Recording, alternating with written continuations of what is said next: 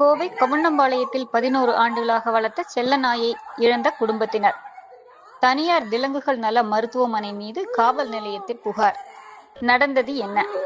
இறந்த நாயின் உடலை பார்த்து கதறிய குடும்பத்தினர். கோவை கவுண்டம்பாளையம் பகுதியைச் சேர்ந்தவர் ஷரத். இவர் தனியார் கம்பெனியில் வேலை பார்த்து வருகிறார். இந்நிலையில் இவருடைய தங்கை ஸ்ருதிக்கு திருமண ஏற்பாடுகள் நடைபெற்று உள்ளது. கடந்த 22ஆம் தேதி கோவை தனியார் ஹோட்டலில் அதற்கான வரவேற்பு நிகழ்ச்சி நடைபெற்றது. திருமண வரவேற்பு நிகழ்ச்சி இருப்பதால் அந்த நாயை பராமரிப்பதற்காக மேட்டுப்பாளையம் சாலையில் உள்ள விலங்குகள் நல மருத்துவமனையில் ஒரு நாள் வைத்து பராமரிக்க வேண்டும் என்று கூறி கடந்த 21ஆம் தேதி காலை கொடுத்துவிட்டு சென்றுள்ளனர். இதற்கு கட்டணமாக 1200 ரூபாயும் கட்டிவிட்டு வந்துள்ளனர். இந்த நிலையில் அன்று மாலையிலேயே மருத்துவமனையில் இருந்து சரத்திற்கு தொலைபேசி வாயிலாக அழைப்பு வந்துள்ளது. உங்களுடைய நாய்க்கு உடல்நலம் சரியில்லை, எனவே உடனடியாக அழைத்துள்ளனர்.